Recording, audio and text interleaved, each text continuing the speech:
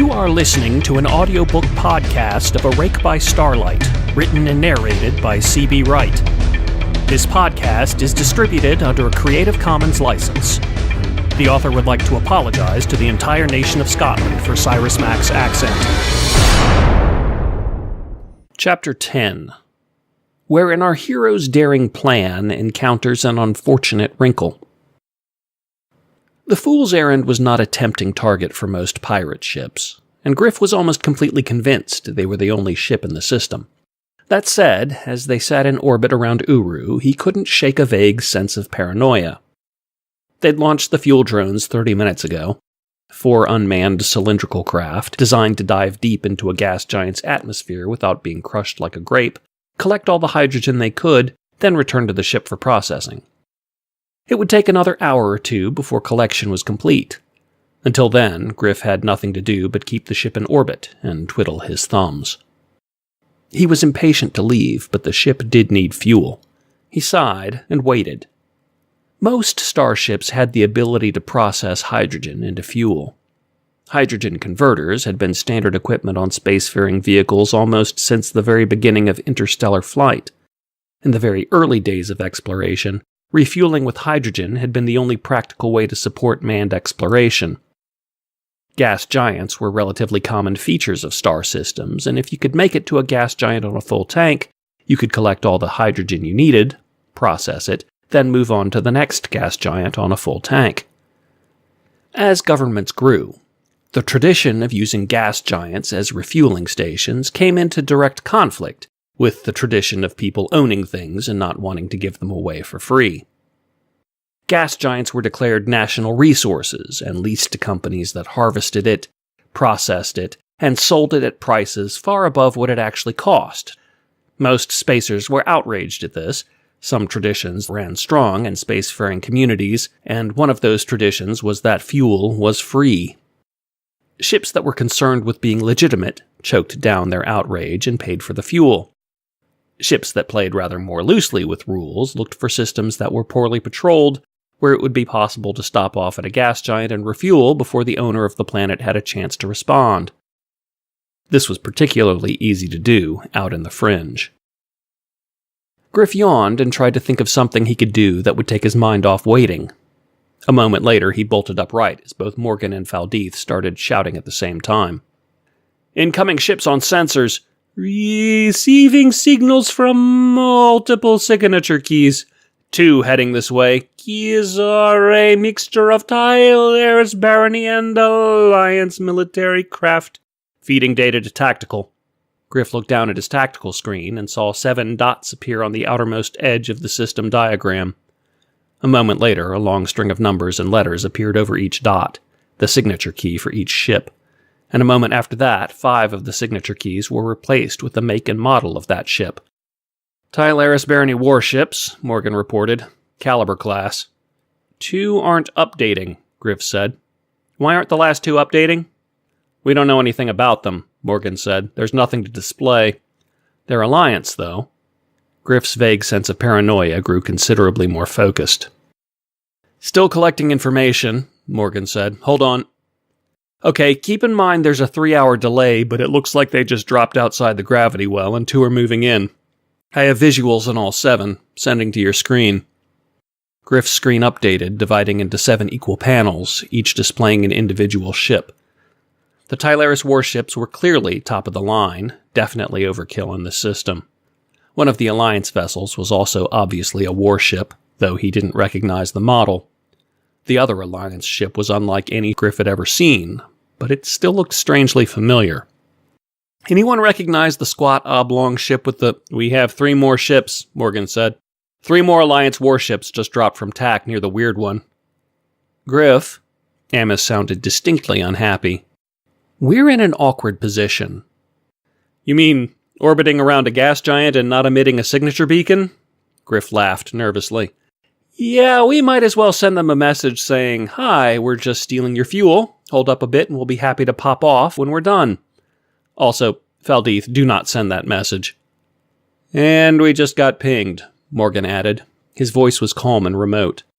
Once upon a time, Morgan had been a scientist, and that part of him had taken over, analyzing and reporting data, pushing everything else to one side.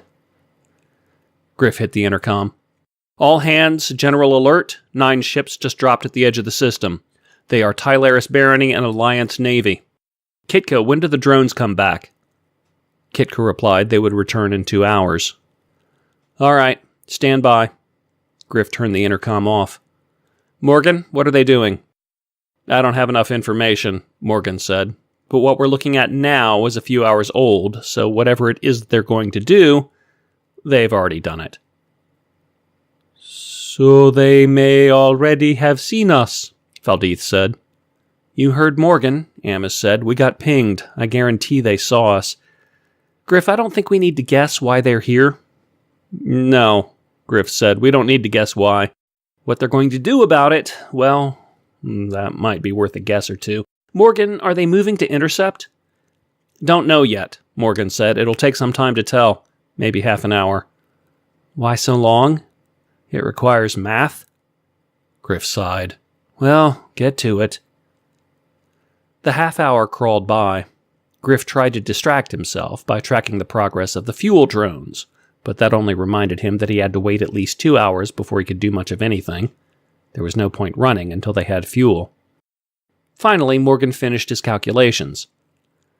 2 of the Tylaris Barony warships are headed this way. The rest of the ships are just sitting tight. Not moving at all. "Really?" Griff asked. "Yeah," Morgan said. "I don't get it. The Alliance warships have taken up positions around the unknown Alliance ship. I guess they're escorting it. But the other 3 Tylaris warships aren't doing much of anything." "I wonder why they were only sending 2 in," Griff said. "Doesn't make any sense." "2 is probably enough," Morgan said.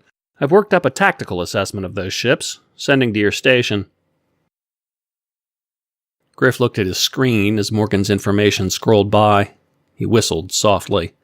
They were outgunned and out-armored. The Caliber class put the Kessler to shame.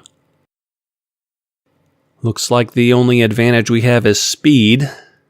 We'll probably need that. They're definitely closing?"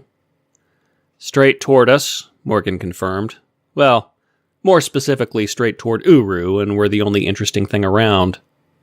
"I don't know," Amos said. "There's probably an expensive cloning facility around here somewhere." "Yeah," Morgan frowned at his tactical display. "If they're looking for that, they definitely don't want us around. So we're expecting things to get rough." "Well," Griff said, "something tells me they're not here to talk." But why only 2 ships? That's what bothered him. They didn't need to send all 5 ships in, but why only send 2? Not that it mattered. Griff had no intention of trying to fight. As soon as the fuel drones returned, they were leaving the system in the opposite direction. There was no way the ships could catch up to them before they escaped the gravity well and hit tack. All of a sudden, everything clicked. "Damn it all to hell!"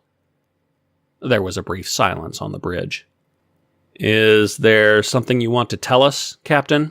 Morgan asked. "Amos," Griff said. "You see the—" "Yeah," Amos said. "I see it. We are so royally humped right now." "See what?" Morgan asked, obviously confused. "I know I'm just a simple scientist unfamiliar with your spaceman ways, but aren't we going to run?" "Of course we are," Griff said, "but they're going to catch us." "I don't think we can win that fight," Amos said. "We can't put enough distance between us after they close." "We'll need to try, though," Griff said. "Maybe we can manage a skip if they don't—" "Sorry," Morgan interrupted, "but I thought I gave you all the tactical data. Griff, we're faster than they are. We can outrun them." "The 2 ships coming after us aren't the problem," Griff said. "It's the ships that are hanging back." "I still don't—" "Morgan," Amos said, "look at their position. They're still outside the gravity well." "Ah," Morgan said. "Yes, I see. They can jump anywhere we want to go." "But we can't jump anywhere," Griff said. "Not until we leave the gravity well." "Because ATIDs don't like gravity," Morgan finished. "Humped," Amos repeated. "We still have a shot," Griff said, trying to sound more confident than he felt. "Amos, we're not going to engage them directly. We're going to try to stay alive long enough to skip out of range, then we can try to—" Griff? There was something odd about the tone of Morgan's voice that made Griff worry. Go ahead, Morgan. I just discovered something interesting, Morgan said. I know what that Fifth Alliance ship is. Well, don't keep it a secret, Griff said. Misery and company, right? Turn it on its side, Morgan said. Griff stared at the image of the mysterious Fifth Alliance ship and started rotating it on its screen. He gaped. Once he saw it standing with its nose pointed up, he recognized it immediately. The bridge and the engines obscured it a little, but if you removed them...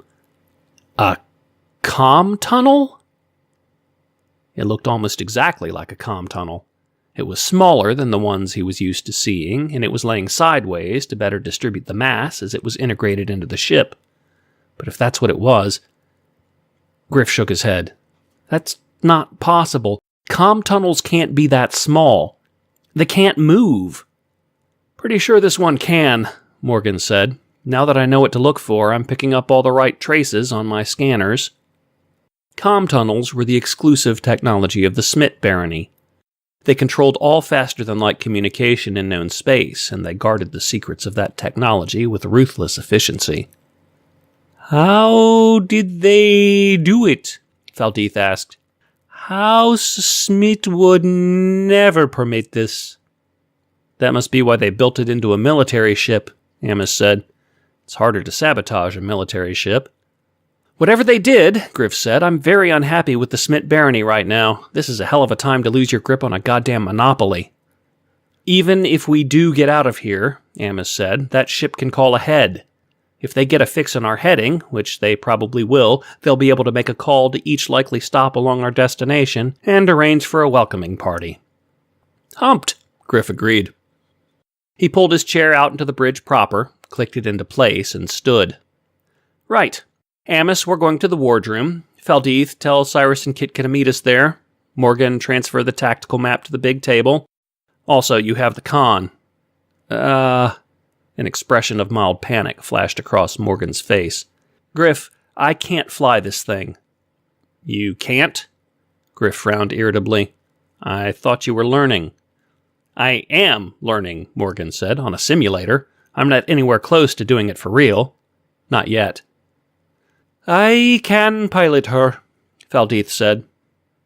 Oh, Griff was pleasantly surprised. Good. Then you have the con, Faldeath. Morgan, keep track of everything our very special friends are doing. Let me know the minute they do anything weird or untoward. Weird or untoward, Morgan said. Got it. Amos stepped up beside Griff, and they both headed into the lift. The bridge is yours, Faldeath. The door closed, and the lift hummed slightly as it descended. So, Amos kept her voice calm and even. What's the plan? Grasp at straws, Griff said. Roll the dice. Try to think of something clever. Don't get killed. I like the last part, Amos said. I'm not as sold on the first three. Well, obviously don't get killed is the most important one. Unfortunately, it hinges on the other three. They waited in silence as the lift took them further into the ship. I'm going to kill Dak, Amos said finally. I want to be there when you do, Griff said.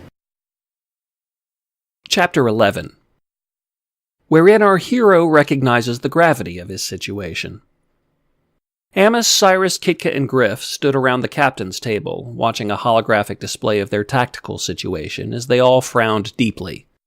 Well, the humans were frowning.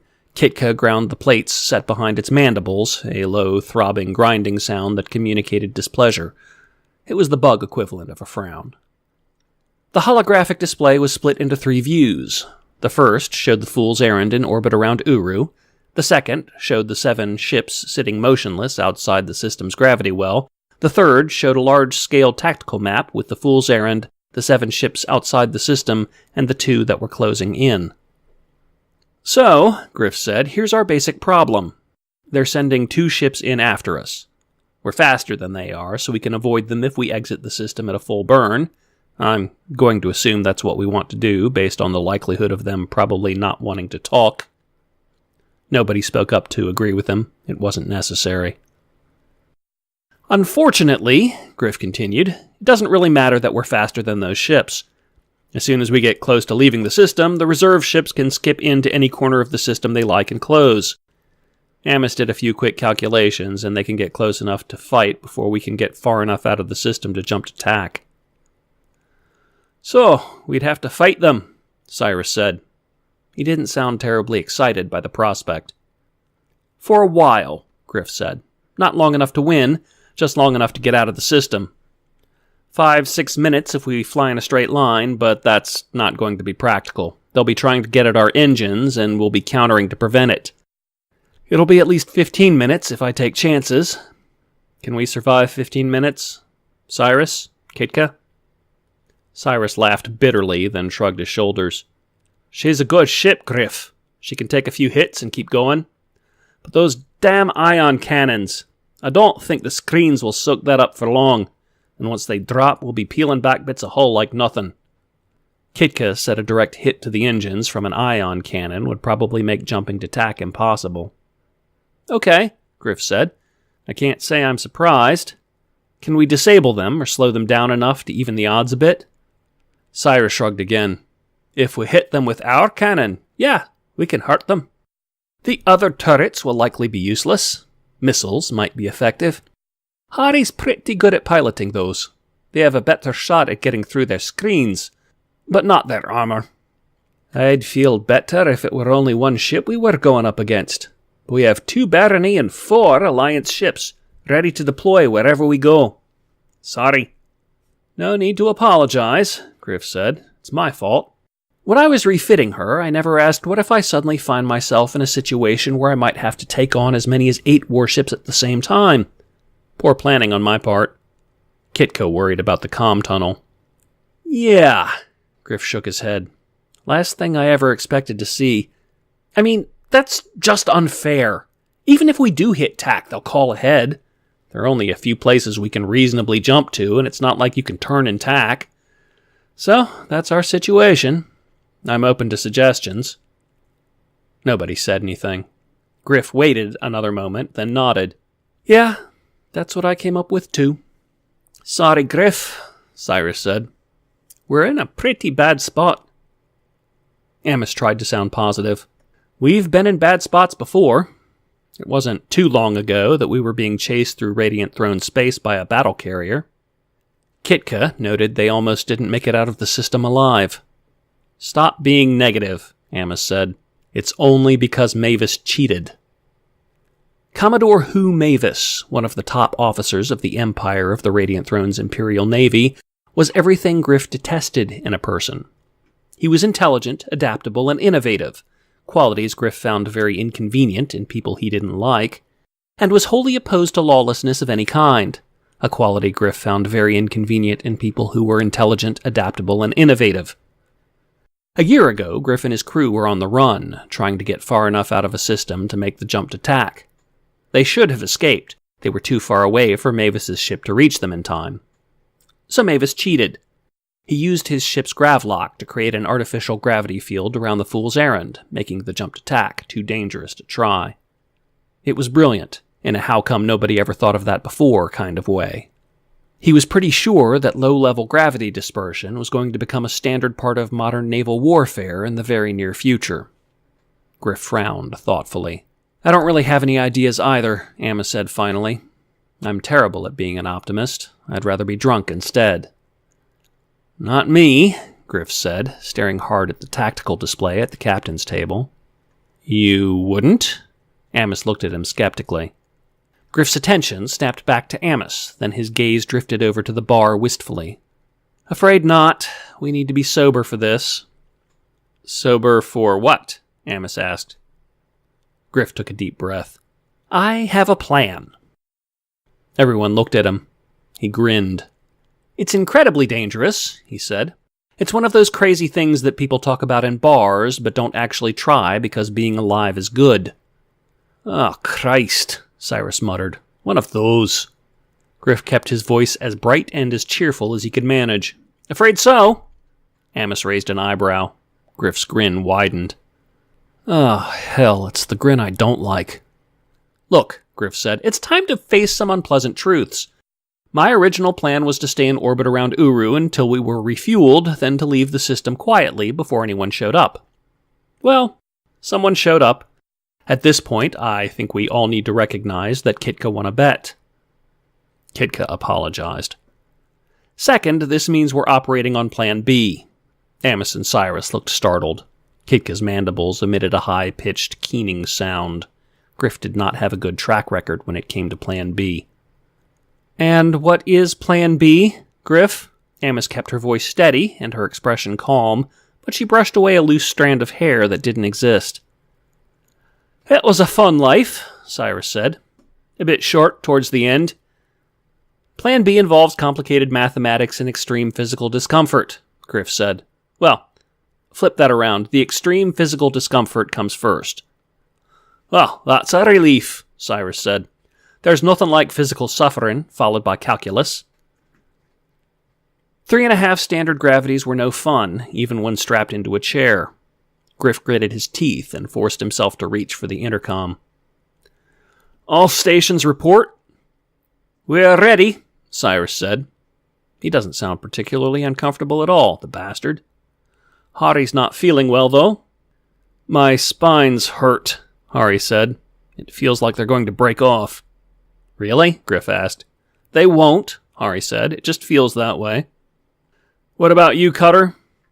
Turret chairs are mighty comfortable, Skip, the Texan drawled. Griff grinned. It felt more like a lopsided grimace. Engine room. Kitka replied that both Gergen and Vod were in their quarters until further notice. It didn't feel they would be able to perform their duties safely, since engineering required mobility and the gravity was too high for them to move freely. What about you? Griff asked. Kitka acknowledged the gravity was uncomfortable, but it could manage. Its basic structure gave it enough stability that mobility wasn't an issue. Also, it had recruited Sargrumshak to assist in engineering. The Gagurlsha was used to high-G environments. Good plan. General Quarters report? A moment later, Mac answered, voice thick with fatigue. You know how to make a tour memorable, Captain. Griff laughed. You'll thank me later. I don't know why exactly. I'll take your word for it. Griff turned off the intercom. How long? Half an hour, Amos said. She sounded tired. Okay, Griff said. Morgan, how are we looking? The ships are still just sitting there, Morgan said. I don't know what that means. Are they still pinging us? Every 10 minutes, Morgan said. The stress from the gravity actually made him sound his age. At least they're paying attention, Griff said. And if they're paying attention, that means they've noticed a big spike in gravity. They're calculating how far it extends, and they've discovered that it extends beyond their effective weapons range, because gravity waves are annoying like that. About that, Morgan said. We're also attracting debris? Nothing dangerous at this point, but did you know that this is a colossally bad idea? Yes, Griff said. It is Plan B. That's where we are now. Valdith moaned unhappily. Griff felt a flash of concern. Vage were far more comfortable in lower gravity environments. You all right, Valdith? I will be fine, Valdith said with difficulty. But it is painful. You just hang in there, Griff said. 30 minutes and we're done. How did you get this idea? Amos asked. This is crazy. They were flying with their internal gravity plates jacked up and their nullifier plates turned off. With the nullifier plates off, the gravity plates created a well that extended far beyond the hull of the ship. It weakened the further it got, but it was still strong enough to keep the ships at arm's length. They would have to drop out much further from the Fool's Errand than their weapons could reach, which meant Griff and his crew could still outrun them. Mavis, Griff said. You and Kitka talking about Mavis. Ah, Amos said. If he can cheat, I can cheat too. I like his way better, Amos said. So do I, Griff said. Got a gravlock on you? Amos didn't reply. Something beeped urgently at Morgan's station. We just lost a gravity plate on Deck 5. Griff sighed. This is going to be an expensive escape. Optimist, Amos muttered. Griff laughed. They continued on in silence. Occasionally, Griff heard a gravity plate moaning as it buckled from strain. Morgan reported the loss of 3 more plates. Amos, how are those calculations? Finished, Amos said. Good. I hate this plan, Amos said. Well, I'm not particularly fond of it, Griff said. I just can't think of anything clever and safe. We don't have to be clever. Amos didn't bother to hide her annoyance. We just have to run. No, we have to be clever. They have a comm tunnel strapped on the back of a goddamn spaceship, Amos, and they have people who know how navigation works. They can guess where we're going, and they can call ahead. You said it yourself. Fine, Amos snapped. We have to be clever. I just wish we weren't trying so hard. They began the preparations for the jumped attack. They couldn't actually jump while they were pumping out all that gravity. When an induction field collapsed, the results were both unreliable and reliable.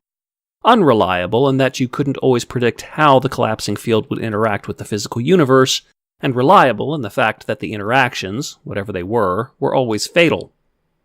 They were planning to do everything but jump, switch off the gravity, and jump as soon as they could afterwards. As soon as they could was not, unfortunately, the same as immediately. Kitka warned over the intercom that after the gravity cut off, there would still be a delay before they could activate the ATID. I expect that will be a fun time, Griff said. Kitka pointed out it might be enough time for some of the ships to skip to their position and engage. Probably not, Griff said. They're working on a few hours delay, remember? They're not going to see us turn off our gravity the moment we do it. They won't try to skip as long as they think we're still pumping out all this gravity. They don't want to turn into cosmic origami when they drop. After a brief pause, Kitka admitted it had forgotten about the delay. Griff thought it actually sounded embarrassed. 15 seconds. Griff shook from the effort of operating the ship in the increased gravity. As close as they were to the end of it all, he still felt as if he were on the verge of collapse. 10, 9, 8, 7, 6, 5, 4, 3, 2, 1, go. The subtle hum of the gravity plates silenced, and the unending pressure stopped. Griff felt his arms and legs tingle. His chest ached. He heard Morgan swear thankfully, and Faldith muttered something in her own language that sounded distinctly relieved. Amos sighed contentedly. Okay, gravity is off, course is laid in. Kitka, tell me when. Once again, they waited in tense silence. Finally, Kitka reported they were ready. All hands get ready. Griff keyed in the sequence to jump. The ATID came online. The normal universe disappeared as the ship surrounded itself in a field of infinitely dull gray. And we are in TAC. Glad that's over, Morgan said. Not over yet. Griff stretched, then slid his seat all the way back out into the bridge proper. We still have to do the clever part. Faldith, get Kitka to the bridge. We need it to steer. Aren't you the one who said you couldn't turn in TAC? Amos asked. Yes, Griff said. I also said this was one of those things people talk about in bars but don't actually try. Because being alive is good, Amos said. That too. I was being very literal when I used that description. I actually heard people talking about it in a bar. It was something Kitka and Morgan were arguing about. Morgan turned in his chair and stared at Griff in horror. You're going to do the induction field thing? Yeah, Griff said. Griff, Morgan said, panic rising. We were drunk. We were very, very drunk. Only astrophysicists really understood how tachyon induction fields worked.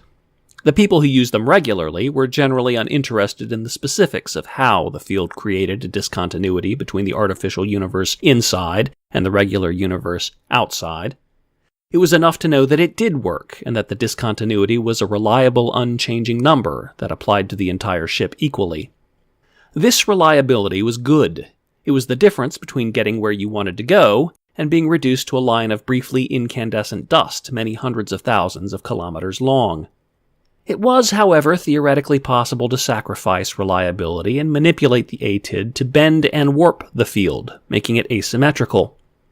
The field's asymmetry would make the whole discontinuity asymmetrical, which would in turn distort the ship's relationship to normal space, which would cause it to change course. If you were very good at math, you could predict what kind of asymmetry was needed to create a specific course correction and deliberately point the ship somewhere else.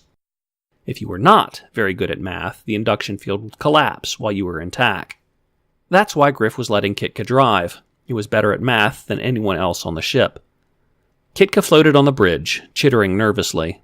It looked somewhat ridiculous in zero gravity, but it was quite adept at navigation, extending its centipede-like body straight and using its tails to push itself along and stabilize itself when necessary, and its hundreds of tiny legs could stick to surfaces when it absolutely needed to. Griff unstrapped himself from his chair and pushed away to the ceiling, sighing with relief at being able to float. Kitka passed under him and descended into the pilot's nest without bothering with the chair at all. Kitka wore a restraint harness around its body, and hooked that into the sides of the nest to give it a measure of protection above and beyond the ship's inertials. "So, Kitka," Griff said, "my basic understanding of this is that if you do it right, we won't notice anything, and if you do it wrong, death will be pretty quick, and we won't notice anything." Kitka replied that was probably accurate. The level of precision required to make a tachyon field disperse both asymmetrically and slowly was far beyond the skill of anyone it knew, beyond itself, though it thought Griff's nephew had the best chance of doing it accidentally. "Great," Griff said, "then I'm getting drunk." "And I'm getting drunk with you," Amos said. Kitka recommended that everyone get drunk, since it was possible this was the last chance anyone would get before they were torn apart and scattered through space. Morgan and Faldeath got up from their stations and floated over to the lift to join Griff and Amos. "Pug makes a hell of an argument," Morgan said. "It is not a pleasant argument," Faldeath agreed. "But a sail is a sail." Chapter 12, wherein people who are not friends make important decisions. Major Velis Talisha Enge sat in her office, squinting at the display on her desk. There wasn't any reason for her to squint. It was a top-of-the-line view screen, and she had nearly perfect vision. She was squinting because what she was reading didn't make any sense, and she thought that if she intentionally made it blurry, it might rearrange itself into something more comprehensible. It didn't work. She hadn't expected it to, but it annoyed her anyway. Major Enge was, for lack of a better word, a spy. As a spy, she needed the information she received to make sense, and when information she expected to make sense didn't, it meant that a fundamental assumption was wrong. When a fundamental assumption was wrong, it meant that the organization was in trouble, and when the organization was in trouble, keeping the Alliance of Free Worlds out of trouble was the entire point of the organization. It was very important that their fundamental assumptions be right. She sighed, drummed her fingers on her desk, then clicked on the intercom. "I'd like to set up an appointment with..." At that moment, the door to her office slid open. Her boss stepped into the room. Aleph Halj was an old man. Velis was middle-aged but looked much younger. Aleph was old and looked considerably older.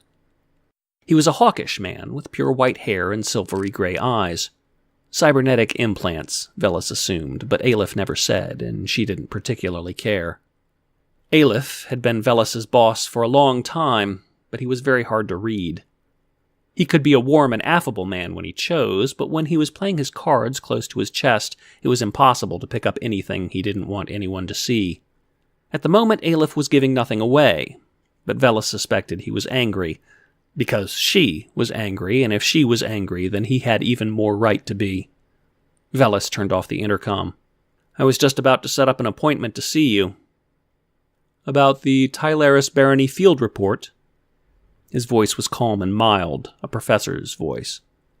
"Yes," she said. "What is going on over there? This information makes absolutely no sense." Aleph stepped through the door and waited for it to slide shut behind him. He sat at a chair in front of Velis's desk and nodded in agreement. "It doesn't fill me with confidence."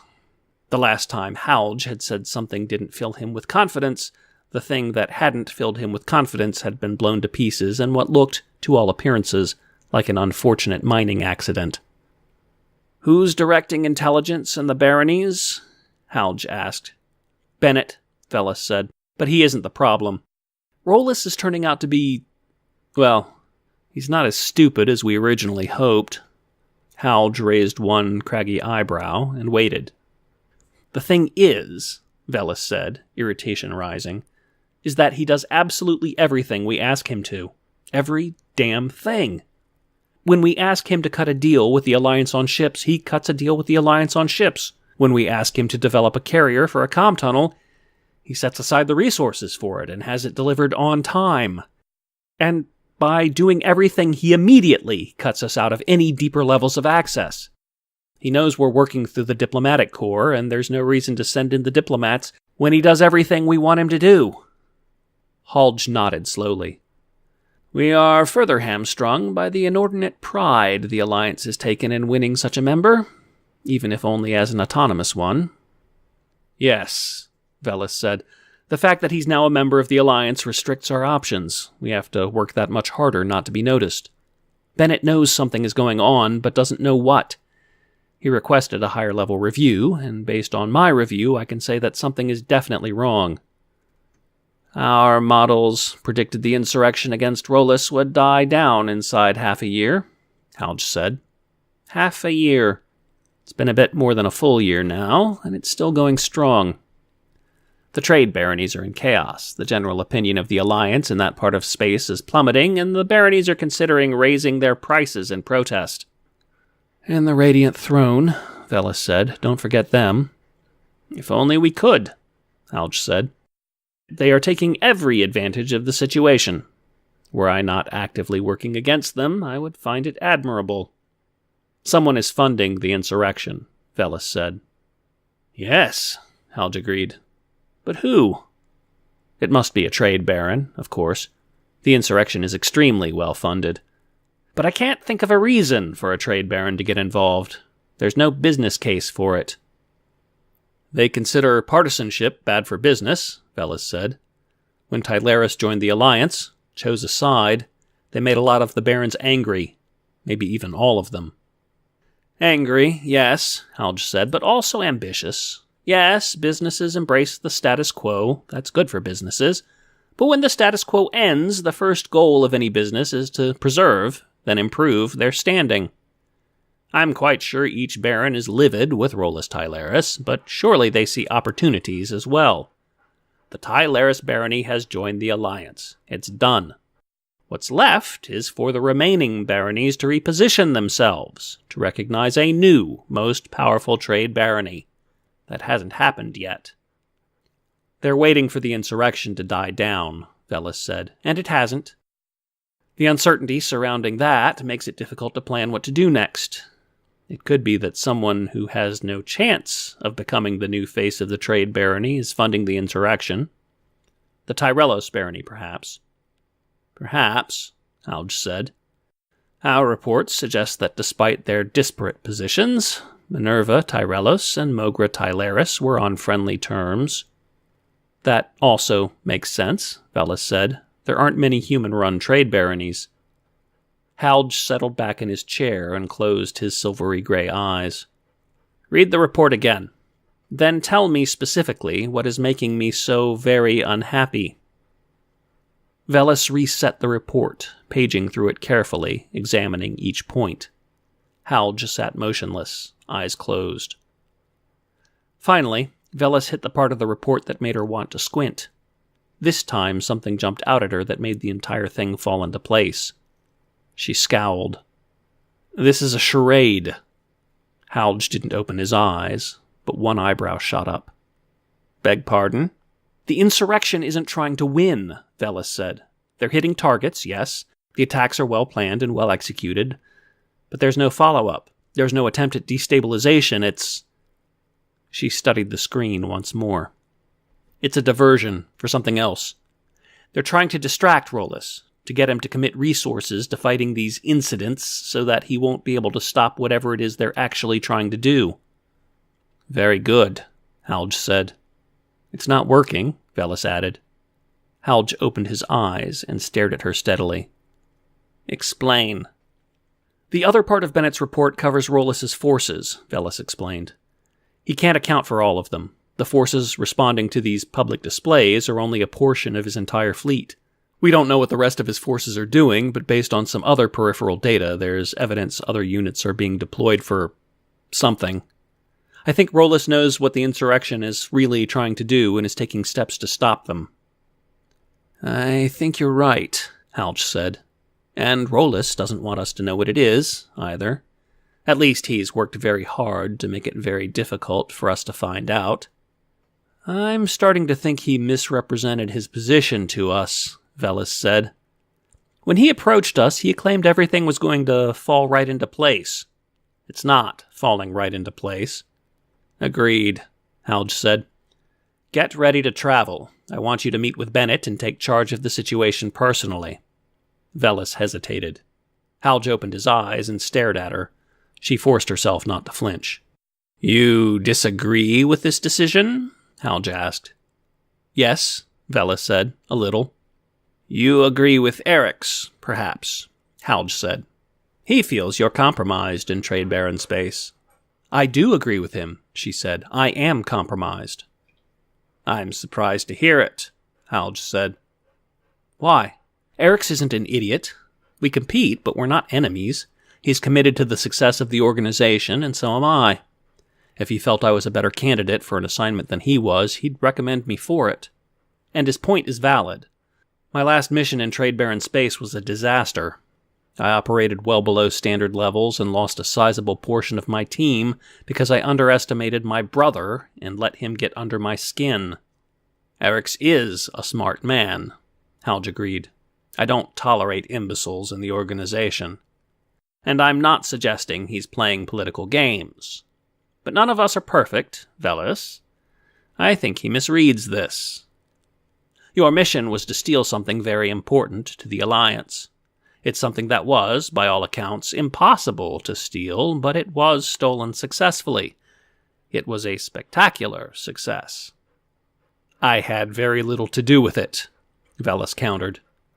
No, Aleph, I'm looking at this tactically. I wasn't myself in that mission. My family issues colored all my actions, and I put that in front of the job. It got some of my people killed. She sighed heavily and closed her eyes. I do better work than that. I'm compromised in Trade Baron space. Yes, Halge said. You are. What of it? Velis frowned. Every agent in our line of work is compromised in some way, Halge continued. We are fallible. We have weaknesses. Yet every day we are forced to make decisions that others won't because they are terrible decisions to make. After a while, it appears easy, and then one day those weaknesses come back into the picture and suddenly the decisions are harder again. Much harder. Eric's was betrayed by a woman. He laughs about it now, calling it cliché, but it nearly ended his career. At the time, it devastated him. You were once very close to your family, and those ties were shattered when they learned of your affiliations. They feel betrayed by you, you feel betrayed by them, and given the political inclinations of a few of your kinsmen, it's unlikely those rifts will ever be healed. With me, Halge paused. He stared off into space. With me, it was my children. Velis thought she may have heard the tiniest quiver of emotion, but his calm, thoughtful expression didn't change. You're sending me anyway, she said. Aleph nodded. We don't expect our agents to be emotionless machines. We do, however, expect our agents to learn from their weaknesses rather than be ruled by them. You noticed something in this report that intrigues me, quite frankly. A detail I didn't notice myself, and I want it investigated. I think you're in the best position to do it. Get it done. Velis straightened. Yes, sir. Halge smiled. You're one of my best. I know you can do it. I'll draw up the diplomatic papers and come up with a suitable cover story for you. I'll start packing, Velis said. Good. Halge stood, turned to the door, then hesitated. Velis, if it were necessary, would you be willing to kill Captain Vind? Yes, Velis said. Her voice was brisk and businesslike. Halge nodded. Since that is the case, my orders are that, should he be involved in this, You do not kill him. Velis frowned. Why would you order that? To force you to deal with your weakness, Halge said. It will make you a better agent in the long run. I suppose I'll thank you for it. Velis didn't bother to hide her sarcasm. Oh, I doubt that very much, Halge said, smiling slightly. I've met the man.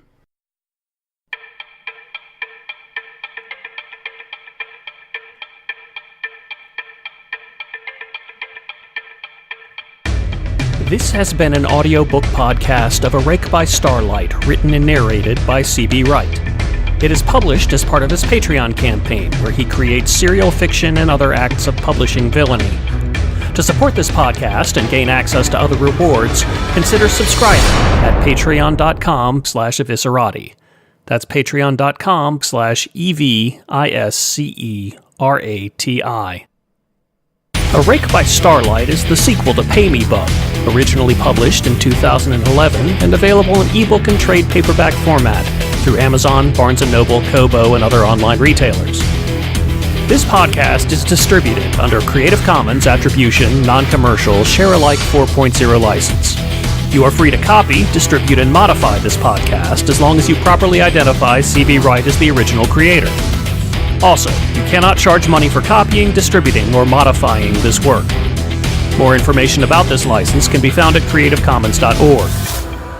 The music used in this podcast, Neutralize Bomb, was composed by Snow Music Studio and is licensed through melodyloops.com. It is not included in the Creative Commons license and must be licensed separately for derivative works.